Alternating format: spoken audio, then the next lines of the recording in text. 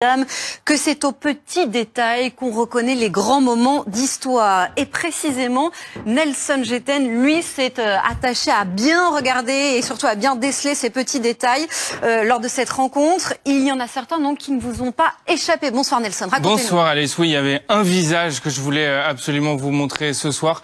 Regardez-le, ce visage, c'est celui de l'ambassadrice ukrainienne aux États-Unis. Elle se pince le nez, elle baisse les yeux. Elle s'appelle Oksana Markarova, un internaute ukrainien a tweeté juste après.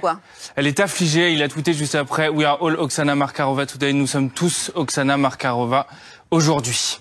Un autre visage très expressif, évidemment, c'est celui de Donald Trump. Oui, celui du président américain qui a totalement changé pendant l'entretien. Ses expressions faciales ont évolué.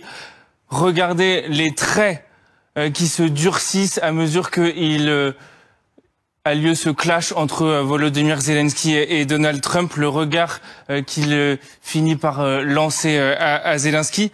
Au début de l'échange, on va voir une autre image.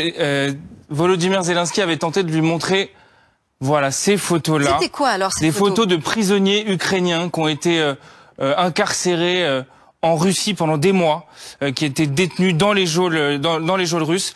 Voilà le regard de dédain de Donald Trump, qui signifie vous pouvez tout me montrer, je m'en fiche royalement. Il a aussi été question d'information et de désinformation. Là aussi c'est historique, les agences AP, Associated Press et Reuters, les deux plus grosses agences américaines, ont été exclues de la rencontre du bureau ovale. C'est tout simplement du jamais vu. Jamais vu non plus l'agence russe TASS. Elle était bien présente au début de la rencontre, mais son journaliste en a par la suite été exclu. Et sur le sujet de la désinformation, il y a une phrase très importante de J.D. Vance qui m'a particulièrement marqué. Écoutez. Extrait de Donald Trump qui parle de cette troisième guerre mondiale et on le décrypte ensuite avec vous.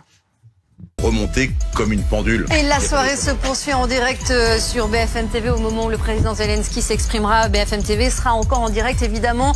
Édition spéciale, vous retrouvez dans un instant Karine de Menonville. Très belle soirée et on se retrouve demain soir.